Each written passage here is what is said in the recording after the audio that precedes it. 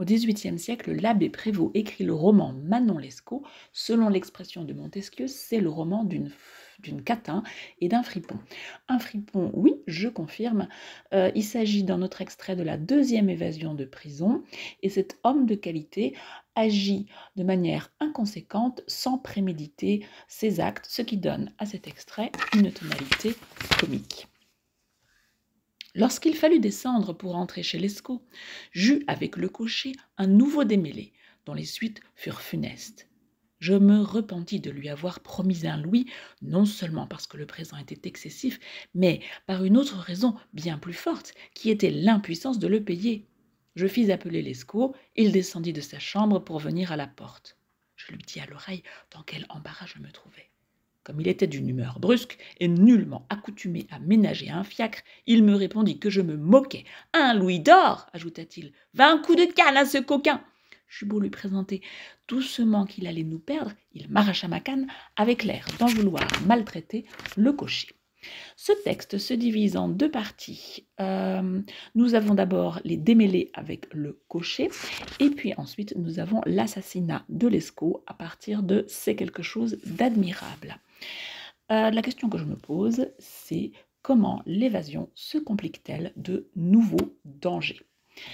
Alors, on a une proposition circonstancielle de temps pour commencer, lorsqu'il fallut descendre, et c'est bien le temps qui va presser dans tout ce passage, tout va s'enchaîner dans ce passage particulièrement rocambolesque.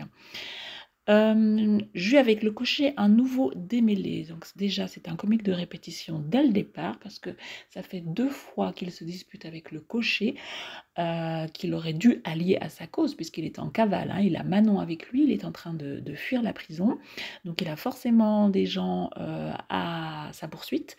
Et en fait, eh bien, comme il n'a pas préparé, comme il n'a pas du tout devancer les événements, il se dispute avec un conducteur de calèche, donc une anicroche peut finalement lui valoir la peine de mort.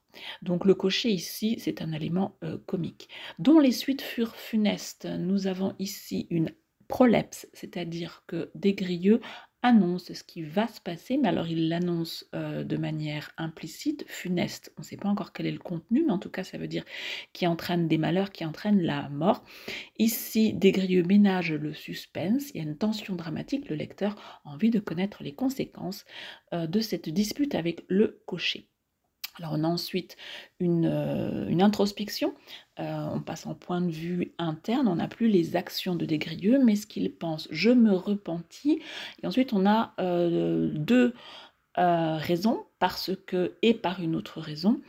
C'est une phrase longue, et le lecteur, en même temps que Desgrieux est occupé à réfléchir dans son fort intérieur, s'impatiente, parce qu'on a envie de lui dire, mais ne réfléchis pas trop, agis.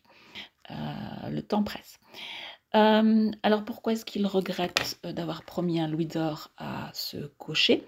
Ça aurait pu effectivement lui valoir la protection du cocher pour qu'il achète son silence, mais en fait il n'a pas acquis le cocher à sa cause, puisqu'il ne peut pas payer. Alors il est toujours placé devant le problème Desgrieux, et il commence à réfléchir trop tard, mais par une autre raison bien plus forte encore, qui était l'impuissance de le payer. Je fis appeler Lescaut, il descendit. Donc là, le lecteur est un peu rassuré, on a des phrases courtes, ça veut dire que les actions s'enchaînent, sujet, verbe, complément, avec donc ici l'appui dont il a besoin, un autre malfaiteur, qui sans doute sera de bons conseils, parce que Desgrieux c'est un aristocrate, c'est un débutant, mais Lescaut c'est un véritable malfrat. Donc le lecteur se dit que les choses vont s'arranger à ce moment-là. Je lui dis à l'oreille, dans la nuit, bien sûr, Desgrieux est prudent. Dans quel embarras ? On a ici une expression élégante, euphémistique. Un embarras, normalement, c'est un problème qui est peu grave, alors que, bien sûr, si le problème de paiement du cocher est de fait peu grave, toutes les conséquences derrière fatales, peuvent être fatales. On a un contraste qui est assez comique en fait. Il était d'une humeur brusque et nullement accoutumé.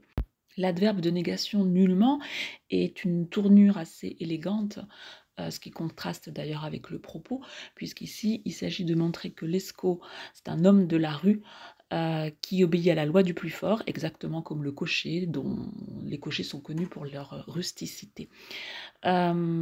Desgrieux est donc complètement dépassé, ne comprend pas ce qui se passe. Le dialogue est comique puisque on voit bien avec les points d'exclamation que Lescaut parle très fort. Un louis d'or en pleine nuit, hein, il risque de se faire repérer. C'est exactement tout ce qu'il faut éviter. Et le comique de geste se joint au comique de caractère et de situation qu'on avait déjà, avec une bastonnade qui se prépare, qui est donc digne des comédies. 20 coups de canne à ce coquin-là, puis des injures, comiques de mots.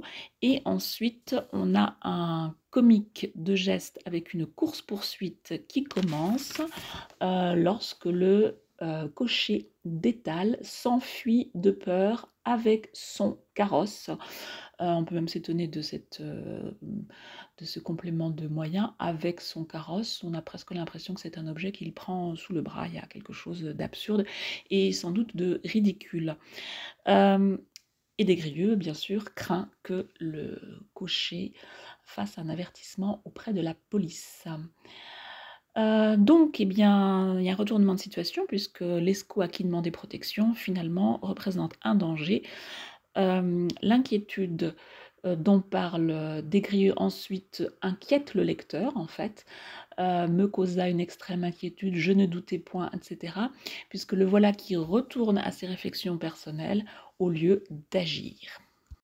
Le rythme caractéristique des récits rocambolesques continue avec une série de tensions et d'apaisement. L'apaisement intervient ici sur les phrases « Vous me perdez, dit Lescaut, je ne serai pas en sûreté chez vous ». On voit que Desgrieux retrouve la raison, le lecteur est rassuré, et puis le lecteur est inquiété avec Lescaut nous tint compagnie. On se demande si Lescaut est une bonne protection ce soir-là. Et puis alors là, ils sont sans logement, sans argent et sans fiacre. Donc ils sont à découvert.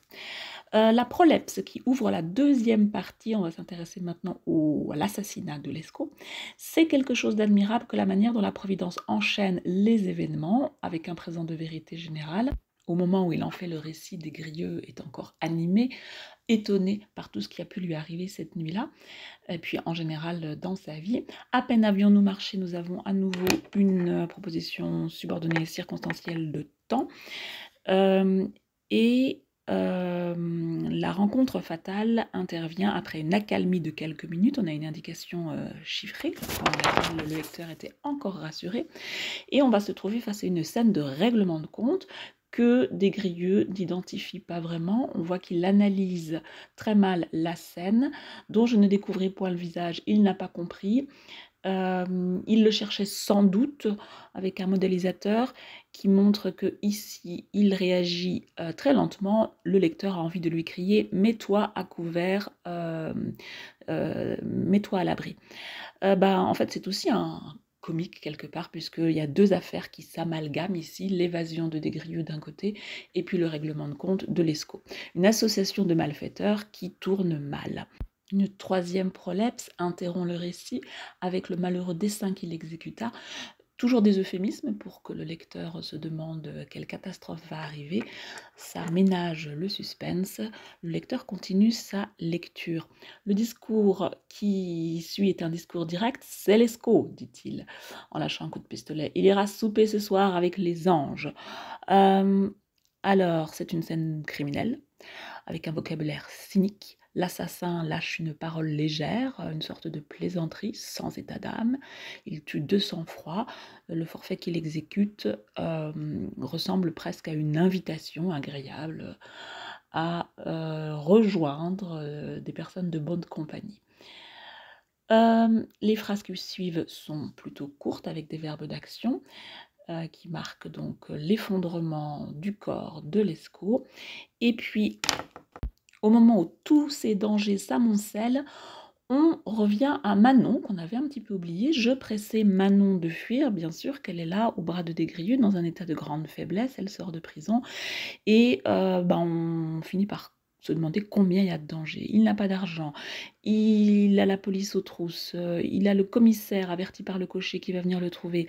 La police a sans doute entendu le coup de feu et puis il a en plus une femme faible à son bras qu'il doit secourir comme dans les films d'action où les dangers, les handicaps sont là pour voir si le héros va passer outre tous ces obstacles. Alors on suppose que Manon s'est approchée de son frère puisque il la raisonne. Je pressais Manon de fuir, encore un dialogue, car nos secours, il lui donne les raisons pour lesquelles il faut qu'il quitte immédiatement les lieux et on a à nouveau, nous lecteurs, l'impression qu'il perd son temps, qu'il discute au lieu de se dépêcher. La proposition juxtaposée et je craignais d'être arrêté par le guet, il énumère tous les problèmes qu'il a. Il se déplace dans Paris, il est gêné dans sa course par le poids, par la charge de Manon. La dernière phrase, enfin j'aperçus un fiacre au bout de la rue. C'est un soulagement, ce enfin, ce marqueur temporel, mais ce soulagement est tout relatif puisque nous, on sait très bien qu'il n'a pas d'argent pour payer sa course. Nous voici face à un comique de répétition. Il va encore avoir des problèmes une fois qu'il sera à l'abri. En somme, les dangers se multiplient dans cet extrait. La tonalité est proche du burlesque, avec un rythme haletant, digne des films d'action. Desgrieux, c'est un personnage en marge, parce qu'il est naïf, il est incapable, c'est un débutant, c'est un aristocrate élégant, et qu'il n'est pas vraiment méchant.